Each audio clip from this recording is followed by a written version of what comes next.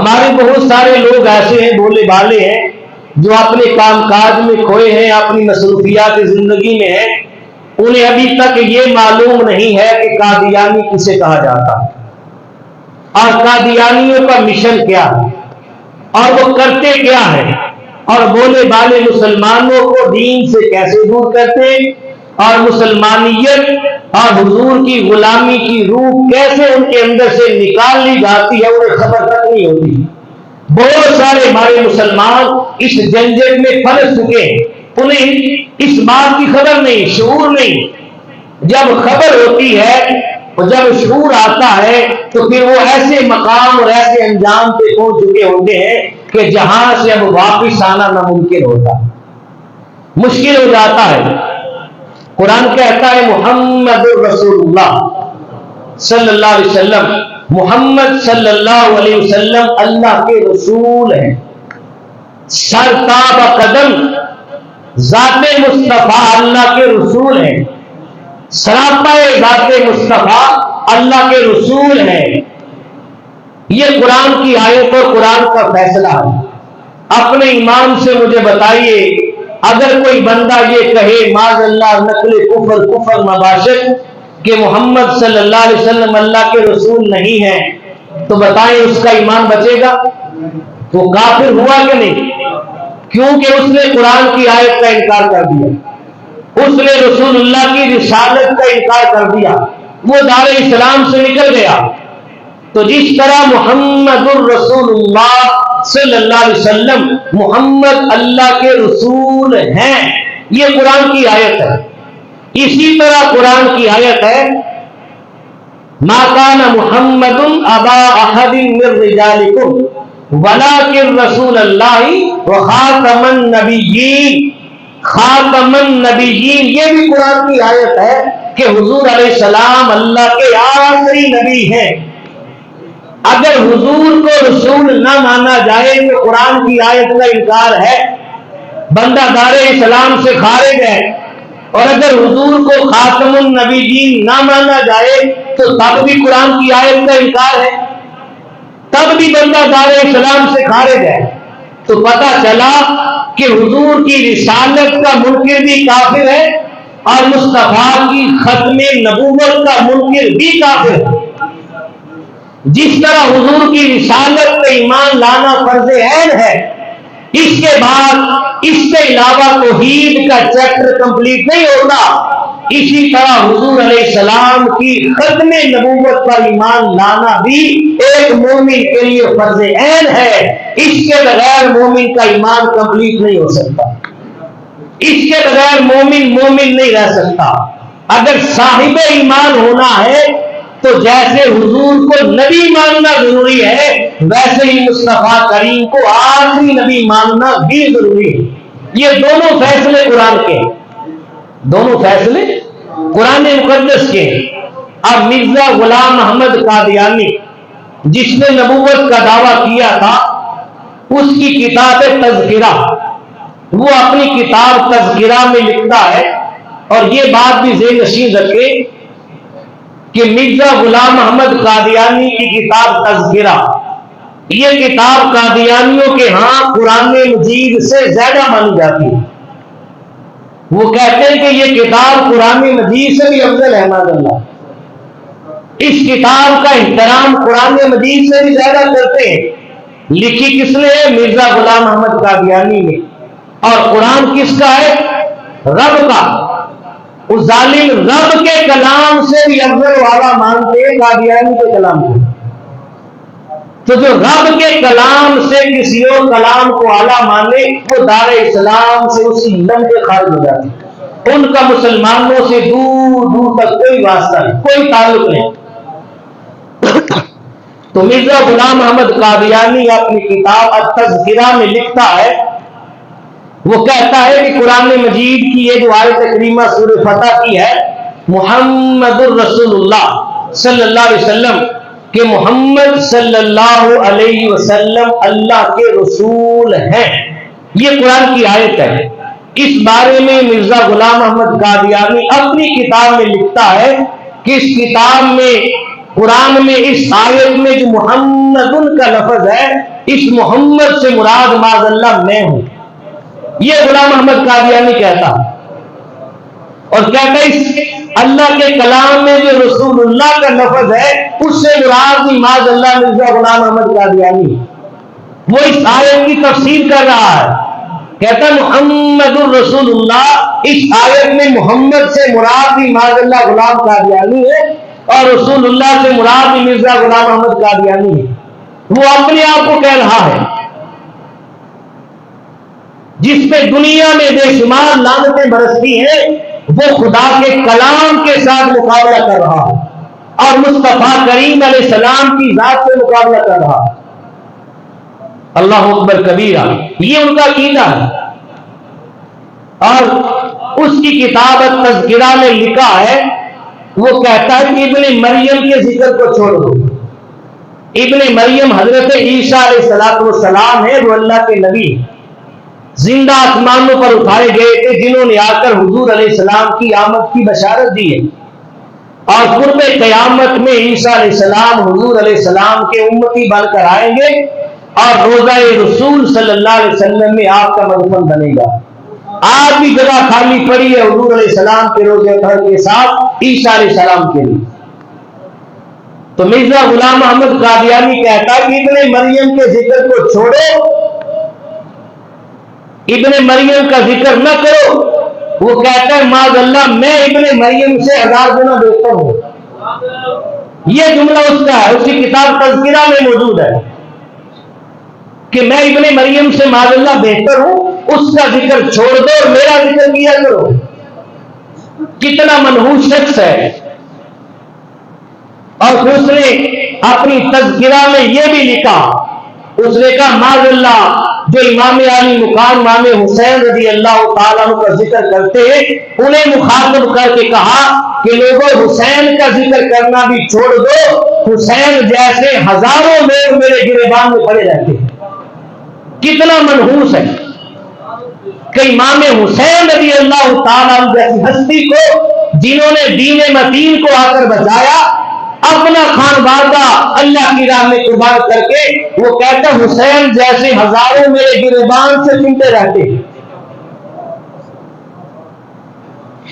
اس کے ماننے والے اور اس کا دین متین تو دور کی بات ہے، انسانیت کے ساتھ کوئی واسطہ نہیں ہے۔ اسے دیندار کہنا تو دور کی بات، اسے تو انسان کہنا بھی لائق نہیں ہے۔ اتنا بدبخت اور منحوس شخص ہے وہ۔ اب اس سے بڑی بات سنیں، ہم چونکہ سادہ ماحول میں رہنے والے ہیں، ہمیں ان چیزوں کا علم نہیں ہوتا، ہمیں یہ چیزیں دیکھنی چاہیے، ہمارے ایمان کا حصہ ہے۔ اس وقت عالم اسلام کا سب سے بڑا دشمن اسرائیل ہے، جس کے قبضے میں آج بھی مسلمانوں کا قبلہ اول بیت المقدس ہے۔ آج بھی سینکڑوں جانیں ہر روز ضائع ہو رہی ہیں، سینکڑوں لاشیں گر رہی، بمباری ہو رہی ہے، معصوم بچوں کو ذبح کیا جا رہا ہے۔ کہاں؟ اسرائیل کر رہا ہے۔ اسرائیل عالم اسلام کا اور ہر مسلمان کا سب سے بڑا دشمن ہے، سب سے بڑا دشمن، اور اسرائیل قادیانیوں کا سب سے بڑا دوست ہے۔ قادیانیوں کا سب سے بڑا یار اسرائیل ہے، جو عالم اسلام کا سب سے بڑا دشمن ہے۔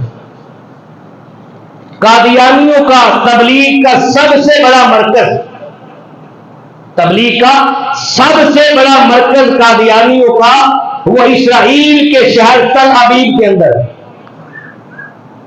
اسرائیل اس کی پشت پناہی کر رہا ہے۔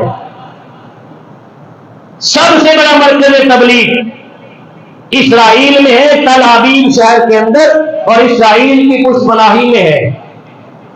وہاں سے انہیں نوازا جا رہا ہے، اور ساری دنیا کے مسلمانوں کا ایمان چھینا جا رہا ہے، ان کی روح نکالی جا رہی ہے، ان کے دل زخمی کیے جا رہے ہیں، ان کو مجروح کیا جا رہا ہے۔ اللہ اکبر کبیرہ۔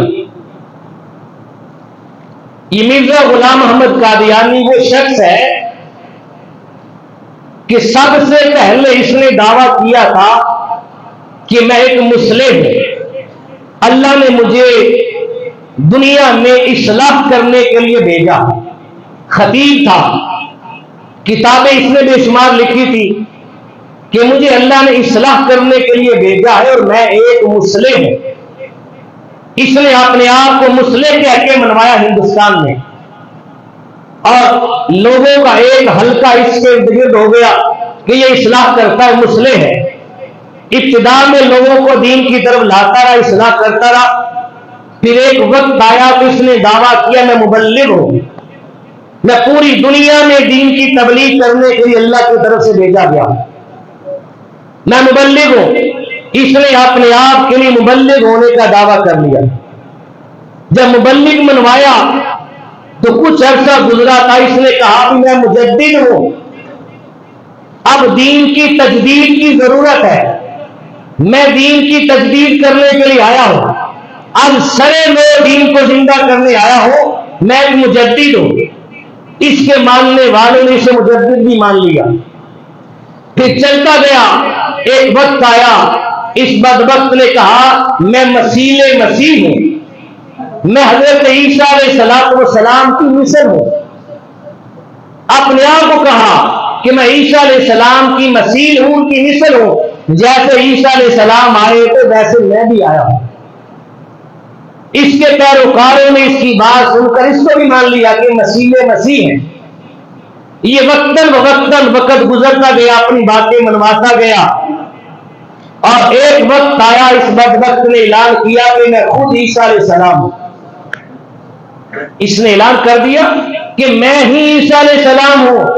اللہ کے وہ نبی میں عیسیٰ علیہ السلام زمین سے آسمانوں کی جانب چلے گئے تھے جنت میں, اب پلٹ کے دوبارہ آ گئے ہیں اور وہ میری صورت میں آئے ہیں.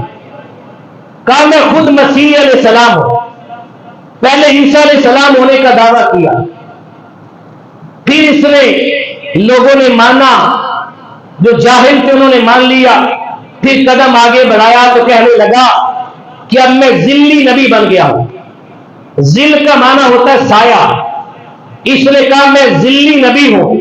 ہمارے نبی, یہ ہمارا ایمان ہے کہ ہمارے آخری نبی حضرت محمد مصطفیٰ صلی اللہ علیہ وسلم ہے, اور آپ کی ذات اقدس کا رب نے سایہ نہیں بنایا. آپ بے سایہ ہیں. کسی کافر, کسی مشرک, کسی ظالم کا پاؤں مصطفیٰ کے مقدس سائے میں آ جائے, یہ رب کو دوبارہ نہیں تھا. اس لیے رب نے اپنے محبوب کو بے سایہ بنایا. اور حضور تو نور ہے, پھر نور کا سایہ نہیں ہوتا. حضور بے مثل ہے, اگر سایہ ہوتا تو مثال بن جاتی. آپ کا سایہ نہیں ہے. اس بدبخت نے اعلان کیا میں ذلی نبی ہوں, یعنی میں حضور علیہ السلام کا سایہ نہیں تھا, اب رب نے حضور کا سایہ مجھے بنا کے بھیجا. کہنے لگا میں ذلی نبی ہوں, حضور کا معاذ اللہ سایہ بن کے آیا. یہ دعویٰ کیا, شور شرابہ ہوا, لوگوں نے اس کو ڈانٹا, منع کیا, لیکن اس کے ماننے والوں نے مانا. دولت کے بلبوتے پر اسے باہر سے پرموٹ کیا جا رہا تھا, دولت کے بلبوتے پر اس کو لوگوں نے مانا, منوایا گیا. اور یہ بات بھی بتا دوں, یہ بات بھی اپنے ایمان کی فکر کرتے ہوئے ہمیں چھان بین کرنی چاہیے کہ آپ جتنے قادیانی ہیں وہ لوگوں کو بیٹیوں کے رشتے بھی دیتے ہیں.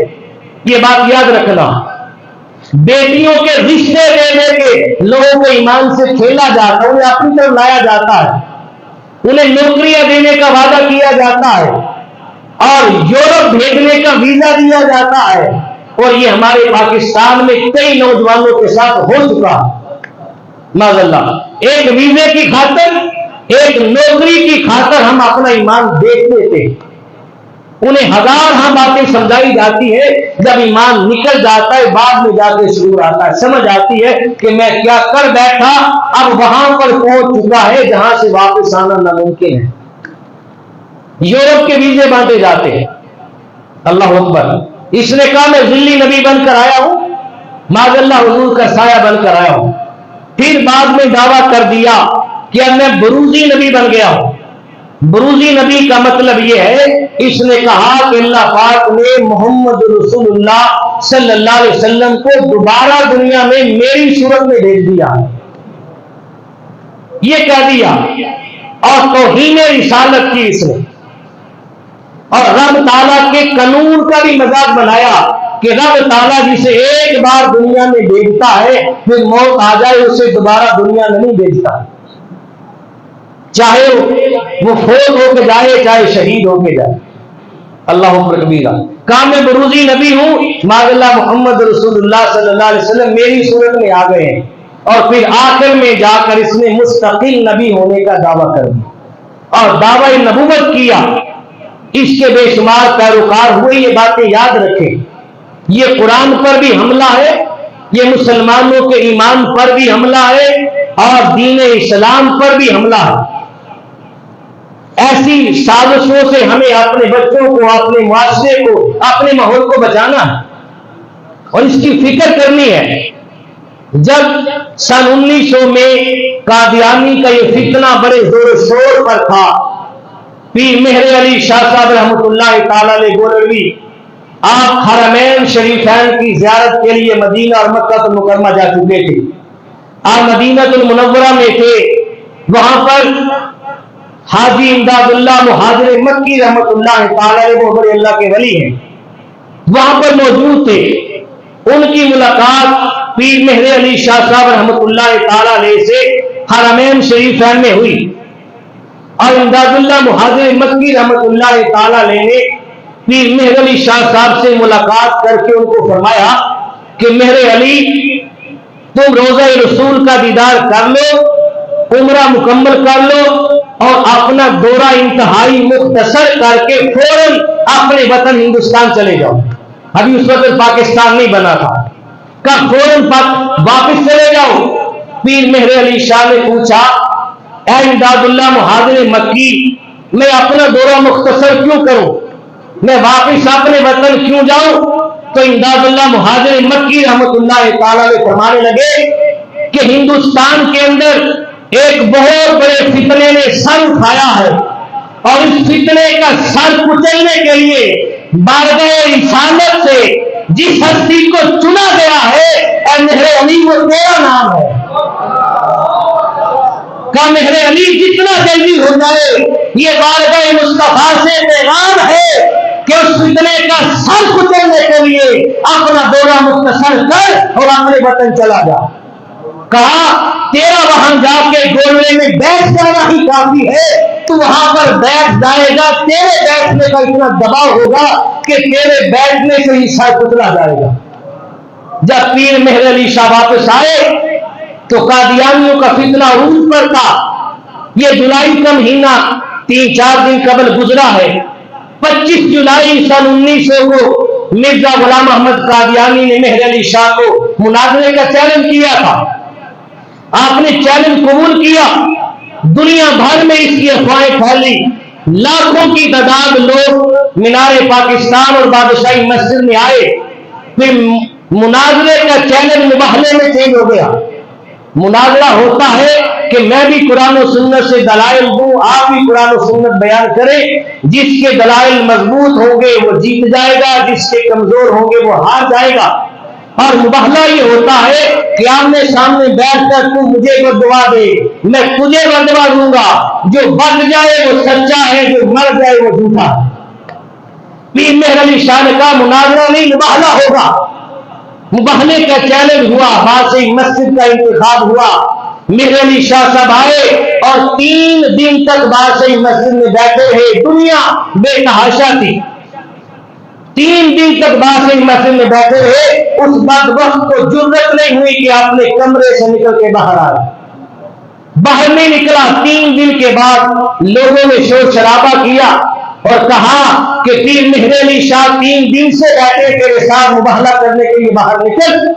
اس نے پھر ایک شوشہ چھوڑا، اس نے کہا ایک مریض لایا جائے، اور ایسا مریض جس کا مرض لا علاج ہو، ڈاکٹر بھی جواب دے چکے ہو، حکیم اور طبیب اور معالج بھی جواب دے چکے ہو، ایسا مریض لایا جائے اور پھر مہر علی شاہ کو بلایا جائے، اسے کہا جائے کہ تو بھی دم کر اور میں بھی دم کرتا ہوں، جس کے دم سے یہ مریض شفا یاب ہو کے کھڑا ہو جائے گا وہ سچا ہے، اور جس کا دم کام نہیں کرے گا وہ جھوٹا۔ خود نہیں آیا، جب آ کر قاصد نے یہ بات بادشاہی مسجد میں پیر مہر علی شاہ صاحب رحمۃ اللہ تعالی علیہ کے سامنے رکھی کہ مرزا قادیانی کہتا ہے کہ مریض کو لایا جائے، آپ بھی دم کریں میں بھی دم کرتا ہوں، پیر مہر علی شاہ صاحب جلال میں آ گئے، خون رسول تھا، جلال میں آ گئے، چہرے کا رنگ متغیر ہو گیا، کہا پہلے چیلنج مرزا قادیانی کرتا رہا، ہم قبول کرتے ہیں، آج مہر علی چیلنج کرے گا۔ آپ کھڑے ہوئے اور کھڑے ہو کر اعلان کیا، لوگوں آج مریض کو نہ لایا جائے، ایک ہاتھ سے مرزا قادیانی کو پکڑو اور ایک ہاتھ میں ہاتھ مہر علی شاہ کا لے لو، ہم دونوں کو پکڑ کے قبرستان میں لے جاؤ اور جا کر قبر میں ہاتھ رکھو، جس قبر سے کہو کہ مہر علی مرزا زندہ کر کے دکھاؤ۔